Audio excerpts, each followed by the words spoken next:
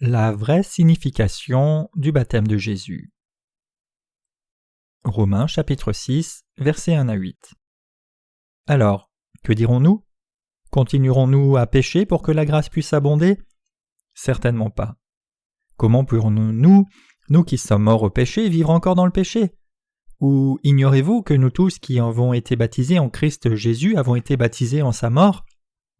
Nous avons donc été ensevelis avec lui par le baptême en sa mort, afin que comme Christ est ressuscité des morts par la gloire du Père, de même nous aussi, nous marchions en nouveauté de vie. Car si nous avons été réunis ensemble dans la conformité à sa mort, nous le serons aussi certainement par la conformité à sa résurrection, sachant que notre vieil homme fut crucifié avec lui, afin que le corps du péché puisse être détruit, pour que nous ne soyons plus les esclaves du péché. Car celui qui est mort est libéré du péché. Maintenant, si nous sommes morts avec Christ, nous croyons que nous vivrons aussi avec lui. Que signifie le baptême? Nous appelons Jean, qui a baptisé Jésus, Jean-Baptiste. Alors, que signifie le baptême? Baptême en grec signifie être immergé. Et la plus importante signification du baptême, c'est d'emporter le péché et la mort. L'expression « être immergé » se réfère à la mort. Tous les péchés du monde furent transférés sur Jésus quand Jean-Baptiste le baptisa. Il les prit ainsi sur lui et mourut à la croix pour payer le salaire de tous nos péchés. Jésus mourut à notre place. La mort est le résultat du péché, car le salaire du péché, c'est la mort. Romains 6, verset 23. Le baptême signifie aussi être lavé. Tous nos péchés ont été lavés sans laisser une seule parcelle de péché, parce que Jésus a pris tous les péchés du monde sur sa chair par son baptême. Tous les péchés dans les cœurs des êtres humains ont été lavés parce qu'ils ont été transférés sur Jésus par le baptême. Le baptême a la même signification que l'imposition des mains. L'imposition des mains signifie faire passer. Le geste de Jésus consistant à recevoir le baptême de Jean-Baptiste fut de porter tous les péchés du monde. C'était la loi éternelle du salut de Dieu que le prêtre impose ses mains sur la tête de l'offrande pour le péché pour transférer les péchés d'Israël sur celle-ci le 10e jour du 7e mois. Lévitique 16, versets 21 et 22 déclare « Aaron posera ses deux mains sur la tête du bouc vivant, et il confessera sur lui toutes les iniquités des enfants d'Israël et toutes les transgressions par lesquelles ils ont péché. Il les mettra sur la tête du bouc, puis il le chassera dans le désert, à l'aide d'un homme qui aura cette charge. Le bouc emportera sur lui toutes leurs iniquités dans une terre désolée, il sera chassé dans le désert. » Quand Aaron, le grand prêtre, imposa les mains sur la tête du bouc vivant, le bouc prit tous les péchés d'Israël et fut tué ensuite pour le peuple. Imposer les mains sur la tête de l'offrande pour le péché dans l'Ancien Testament, c'est comme le baptême dans le Nouveau Testament. Le sens du baptême, c'est être immergé. Cela inclut d'être enseveli, lavé ou transféré. Les gens de l'Ancien Testament amenaient des boucs ou des agneaux sans défaut et imposaient leurs mains sur la tête de l'offrande pour y transférer leurs péchés. C'est similaire à l'acte du baptême dans le Nouveau Testament. Le bouc prenait les péchés par l'imposition des mains puis était tué. Jésus fut baptisé par Jean-Baptiste, qui est le représentant de toute l'humanité, pour prendre tous les péchés du monde, puis fut crucifié. Aaron, le grand prêtre et le représentant d'Israël, imposait les mains sur la tête du bouc pour transférer les péchés des Israélites, tuait le bouc, prenait de son sang avec son doigt et le mettait sur les cornes de l'autel des holocaustes. Ainsi, Luc a dit que Jean-Baptiste, qui est né dans la famille d'Aaron, était le représentant de toute l'humanité, tout comme Aaron, le grand prêtre, était le représentant de tous les Israélites. La Bible dit « Parmi tous ceux qui sont nés de femmes, il n'en est point paru de plus grand que Jean-Baptiste. » Matthieu 11, verset 11. Jean-Baptiste avait le droit de transférer les péchés du monde sur Jésus par le baptême, une fois pour toutes, étant le grand prêtre selon les statuts éternels de Dieu. Jean-Baptiste était le dernier grand prêtre. Quand je dis que Jean-Baptiste était le grand prêtre, certaines personnes disent « Où est-il écrit que Jean-Baptiste était le grand prêtre dans la Bible ?» N'est-ce pas écrit? L'homme qui fut engendré par Zacharie était Jean-Baptiste. Le prêtre Zacharie de la division du prêtre Abija, petit-fils d'Aaron le grand prêtre, était clairement un descendant de la famille d'Aaron. la Bible parle des divisions des prêtres qui étaient les descendants d'Aaron dans 1 Chroniques chapitre 24. Dans les derniers jours de David, il y avait beaucoup de prêtres et ils avaient besoin d'être organisés. Aussi furent-ils organisés par tirage au sort en 24 divisions, selon les 24 familles des petits-fils d'Aaron. Le 8e triage au sort tomba sur Abijah. Chaque division servait le sanctuaire et la maison du Seigneur pendant 15 jours. Et Zacharie de la division du prêtre Abijah fut choisi par Dieu comme prêtre en service de sa division. Luc 1, verset 9 déclare « Selon les coutumes de la prêtrise, il fut appelé par le sort à entrer dans le temple du Seigneur pour offrir le parfum. » Cela nous démontre que Jean-Baptiste était né dans la famille d'Aaron le grand prêtre, et le dernier grand prêtre qui représenterait tous les êtres humains, Matthieu 11, 11, 3, versets 13 à 11.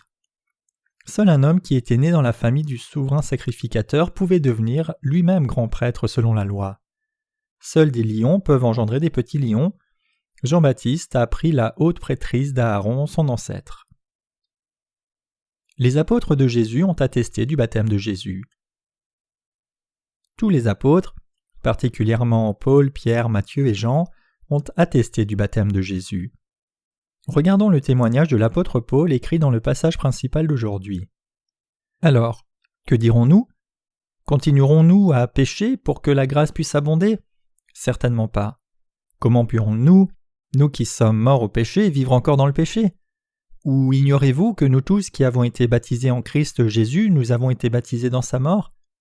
Nous avons donc été ensevelis avec lui par le baptême en sa mort, afin que comme Christ est ressuscité des morts par la gloire du Père, de même nous aussi nous marchions en nouveauté de vie. Car si nous avons été réunis ensemble dans la conformité à sa mort, nous le serons aussi certainement par la conformité à sa résurrection, sachant que notre vieil homme fut crucifié avec lui, afin que le corps du péché puisse être détruit, pour que nous ne soyons plus les esclaves du péché. Car celui qui est mort est libéré du péché. Maintenant, si nous sommes morts avec Christ, nous croyons que nous vivrons aussi avec lui. Galates 3, 27 déclare aussi « Vous tous qui avez été baptisés en Christ, vous avez revêtu Christ. » Regardons le témoignage de Pierre. 1 Pierre 3, 21 déclare « Cette eau était une figure du baptême, qui n'est pas la purification des souillures du corps, mais l'engagement d'une bonne conscience envers Dieu, et qui maintenant vous sauve vous aussi par la résurrection de Jésus-Christ. » L'apôtre Jean dit en 1 Jean 5, versets 5 à 8 « Qui est celui qui a triomphé du monde, sinon celui qui croit que Jésus est le Fils de Dieu? C'est lui, Jésus-Christ, qui est venu par l'eau et par le sang, non seulement par l'eau, mais par l'eau et par le sang, et c'est l'Esprit qui rend témoignage, parce que l'Esprit est la vérité. Car il y en a 3 qui rendent témoignage dans les cieux, le Père, la Parole et le Saint-Esprit, et les 3 sont un. Et il y en a 3 qui rendent témoignage sur terre, l'Esprit, l'eau et le sang, et ces 3 sont d'accord comme un seul. Le témoignage de Matthieu est écrit dans Matthieu 3, versets 13 à 17. Alors Jésus vint de la Galilée au Jourdain vers Jean pour être baptisé par lui. Mais Jean essaya de l'en empêcher en disant « C'est moi qui ai besoin d'être baptisé par toi et tu viens à moi ?» Mais Jésus lui répondit « Laisse faire maintenant, car il est convenable que nous accomplissions ainsi toute justice. » Alors il le lui permit. Quand il eut été baptisé, Jésus sortit immédiatement de l'eau et voici, les cieux s'ouvrirent devant lui et il vit l'Esprit de Dieu descendre comme une colombe et venir sur lui. Et soudainement une voix se fit entendre des cieux disant « Celui-ci est mon Fils bien-aimé, en qui j'ai mis toute mon affection. » Jésus prit tous les péchés du monde en recevant le baptême de Jean-Baptiste, car il est convenable que nous accomplissions ainsi toute justice. Jésus a pris les péchés du monde sur lui, en recevant le baptême de Jean-Baptiste, ce qui constituait la manière la plus appropriée de faire. Dieu lui-même en a attesté. Quand il eut été baptisé, Jésus sortit immédiatement de l'eau, et voici les cieux s'ouvrirent pour lui, et il vit l'Esprit de Dieu descendre comme une colombe et venir sur lui, et soudainement une voix se fit entendre des cieux en disant « Celui-ci est mon Fils bien-aimé, en qui j'ai mis toute mon affection. » Jésus a pris tous nos péchés par son baptême, a témoigné de l'évangile de l'eau et de l'Esprit pendant 3 ans, fut crucifié à mort, puis ressuscita d'entre les morts au 3e jour. Il est maintenant assis à la droite de Dieu. Jésus reviendra pour ceux qui l'attendent sans péché. Hébreux 9, verset 28 déclare « De même Christ, qui s'est offert une seule fois pour porter les péchés de plusieurs, apparaîtra sans péché une seconde fois à ceux qui l'attendent pour leur salut. Dieu lui-même a dit « Celui-ci est mon Fils bien-aimé, en qui j'ai mis toute mon affection », et le Saint-Esprit atteste que l'homme qui a pris les péchés du monde était Jésus, le Sauveur. Cependant, les gens ne comprennent pas la Bible parce que leurs yeux spirituels sont fermés. Leurs yeux spirituels doivent être ouverts et ils doivent naître de nouveau d'eau et d'esprit. Jean 3, verset 5. Ainsi, ils pensent que Jésus seul a rempli un ministère pour le salut de l'humanité. Mais en vérité, Jésus était l'agneau de Dieu et avait besoin de Jean-Baptiste qui était le représentant de toute l'humanité et qui allait transférer tous les péchés du monde sur lui, parce que de façon similaire, Aaron le grand prêtre imposait les mains sur la tête de l'offrande pour le péché, le bouc vivant, et transférait les péchés de tous les Israélites sur elle en imposant ses mains sur la tête de cette offrande. Aaron les a libérés alors de leurs péchés en tuant l'offrande pour le péché. De la même façon, Dieu a envoyé son messager devant Jésus. Qui est Jean-Baptiste ? Jean-Baptiste est le messager de Dieu qui avait été prédit en Malachie 3, versets 1 à 3. Le Seigneur avait besoin du messager, Jean-Baptiste, qui devait représenter toute l'humanité. Jésus-Christ, le Fils de Dieu, a appris les péchés éternels de tous les êtres humains à travers Jean-Baptiste et fut crucifié comme salaire du péché dans le Nouveau Testament, tout comme le bouc prenait les péchés pour une période limitée puis était tué dans l'Ancien Testament. Ainsi, Jésus a sauvé tous les gens des péchés éternels. 2 événements importants sont arrivés avant la naissance de Jésus. Le premier, c'est que Marie a conçu Jésus, et l'autre, c'est que Jean-Baptiste est né au sein de la division d'Abidja. Ces 2 événements sont arrivés par la providence divine. C'était le scénario parfait écrit par Dieu. Dieu a envoyé Jean-Baptiste dans le monde 6 mois avant Jésus, puis a envoyé son Fils unique de façon à nous libérer de la guerre et de la souffrance. Vous comprenez ? Regardons plus précisément dans la Bible. Regardons Matthieu 11, versets 7 à 14, qui témoigne de Jean-Baptiste. Comme il s'en allait, Jésus se mit à dire à la foule au sujet de Jean « Qu'êtes-vous allé voir au désert ? Un roseau agité par le vent ? Mais qu'êtes-vous allé voir ? Un homme vêtu d'habits précieux ? Voici, ceux qui portent des habits précieux sont dans les maisons des rois. Mais qu'êtes-vous donc allé voir ? Un prophète ? Oui, je vous le dis, et plus qu'un prophète. Car c'est celui dont il est écrit « Voici j'envoie mon messager devant ta face qui préparera ton chemin devant toi. » En vérité, je vous le dis, parmi ceux qui sont nés de femmes, il n'en est point paru de plus grand que Jean-Baptiste, mais le plus petit dans le royaume des cieux est plus grand que lui. Et depuis les jours de Jean-Baptiste jusqu'à maintenant, le royaume des cieux est forcé et les violents s'en emparent, car tous les prophètes et la loi ont prophétisé jusqu'à Jean, et si vous voulez l'admettre, il est l'Élie qui devait venir. Les gens allaient au désert pour voir Jean-Baptiste qui criait « Repentez-vous, car le royaume des cieux est proche » Matthieu 3, verset 2. Et Jésus leur a dit « Qu'êtes-vous allé voir au désert ? Un roseau agité par le vent ? Mais qu'êtes-vous allé voir ? Un homme vêtu d'habits précieux ? Voici ceux qui portent des habits précieux sont dans les maisons des rois. Mais qu'êtes-vous donc allé voir ? Un prophète ?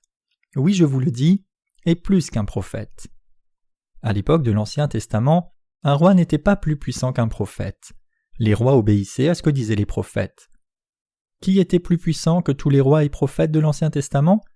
C'était Jean-Baptiste. Jésus lui-même en a témoigné.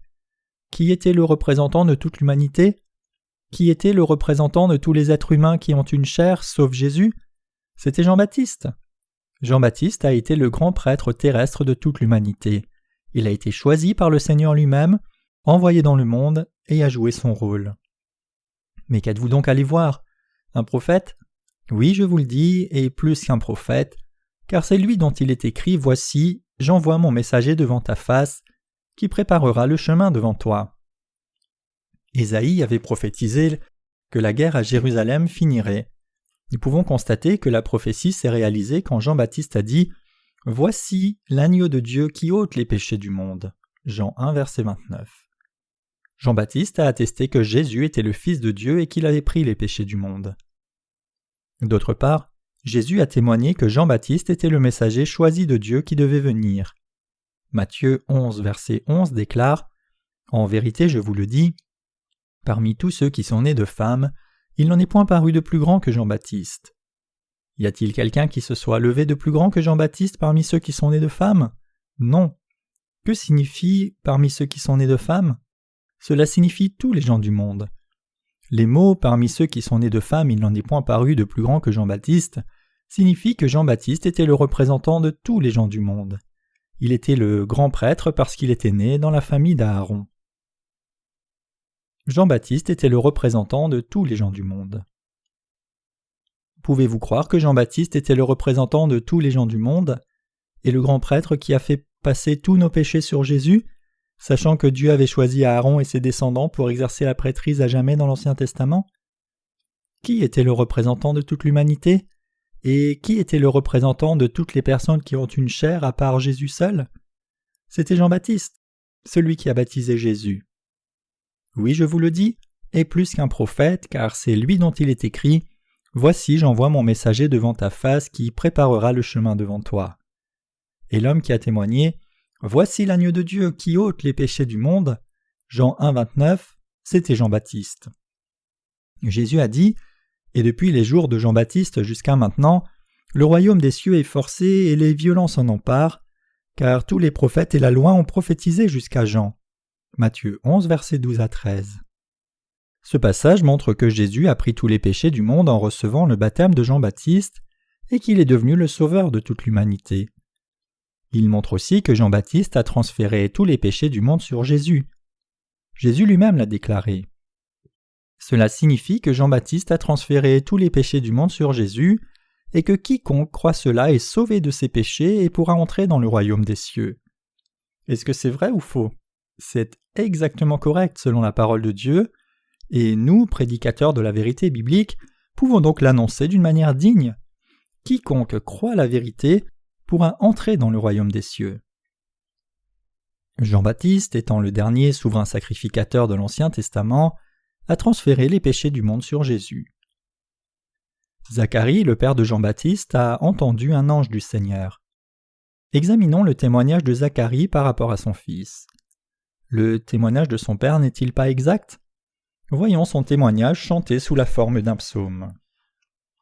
À ce moment, son père Zacharie fut rempli de l'Esprit Saint et prophétisa en disant « Béni soit le Seigneur Dieu d'Israël, car il a visité et racheté son peuple, et nous a suscité un puissant sauveur dans la maison de David son serviteur, comme il l'avait annoncé par la bouche de ses saints prophètes des temps anciens, pour que nous puissions être sauvés de nos ennemis et de la main de tous ceux qui nous haïssent. C'est ainsi qu'il manifeste sa miséricorde envers nos pères et se souvient de sa sainte alliance, selon le serment par lequel il avait juré à notre père Abraham, de nous permettre, étant délivrés de la main de nos ennemis, de le servir sans crainte, dans la sainteté et la justice devant lui, tous les jours de notre vie. Et toi, petit enfant, tu seras appelé prophète du Très-Haut, car tu marcheras devant la face du Seigneur pour préparer ses voies, afin de donner à son peuple la connaissance du salut par la rémission de ses péchés, grâce à la tendre miséricorde de notre Dieu, en vertu de laquelle le soleil levant nous a visités d'en haut, pour éclairer ceux qui sont assis dans les ténèbres et l'ombre de la mort, pour diriger nos pas dans le chemin de la paix. Ainsi l'enfant croissait et se fortifiait en esprit, et il demeura dans les déserts jusqu'au jour où il se présenta devant Israël. Luc 1, versets 67 à 80. Son père a prédit quel genre de prophète et de prêtre Jean deviendrait. Regardons ce qu'il avait prédit de son fils. « Et toi, petit enfant, tu seras appelé prophète du Très-Haut, car tu marcheras devant la face du Seigneur pour préparer ses voies, afin de donner à son peuple la connaissance du salut par la rémission de ses péchés, grâce à la tendre miséricorde de notre Dieu, en vertu de laquelle le soleil levant nous a visités d'en haut, pour éclairer ceux qui sont assis dans les ténèbres et l'ombre de la mort, pour diriger nos pas dans le chemin de la paix. » Luc 1, versets 76 à 79. Ici la Bible dit clairement « afin de donner à son peuple la connaissance du salut par la rémission de ses péchés. » Qui nous a donné la connaissance du salut? Luc 1, 76 indique que c'est Jean-Baptiste. Nous en arrivons à connaître Jésus et à croire en lui parce que Jean-Baptiste a témoigné que Jésus-Christ a sauvé les pécheurs de leurs péchés en recevant le baptême par lui pour prendre les péchés sur lui-même, ce qui fut fait de la manière la plus juste. Jean-Baptiste est venu pour servir de témoin, pour rendre témoignage à la lumière, afin que tous croient par lui. Il n'était pas la lumière, mais il fut envoyé pour rendre témoignage à la lumière. Jean chapitre 1, versets 7 à 8. Nous devons être sauvés. Nous devons être rachetés en croyant que Jésus a sauvé tous les gens du monde de la manière la plus juste, en recevant le baptême de Jean-Baptiste. La justice de Dieu déclare que Jésus est venu dans le monde en étant semblable aux hommes, a délivré les pécheurs de tous leurs péchés de la manière la plus juste en étant baptisé par Jean-Baptiste, et fut ramené à la vie après avoir été crucifié. La justice de Dieu est cachée dans l'évangile de l'eau et de l'esprit. La justice de Dieu qui se révèle dans l'évangile nous enseigne que Jésus a été envoyé dans l'apparence d'un homme, a été baptisé, crucifié, puis est ressuscité des morts le 3e jour. Nous en sommes venus à croire en Jésus par le témoignage de Jean-Baptiste, et nous avons été sauvés de tous nos péchés en croyant dans la justice de Jésus. Tous les péchés des gens ont été effacés, et ils ont la vie éternelle par la foi en Jésus à travers le témoignage de Jean-Baptiste. Ils reçoivent le Saint-Esprit en cadeau, lui qui atteste en nous que nous sommes enfants de Dieu.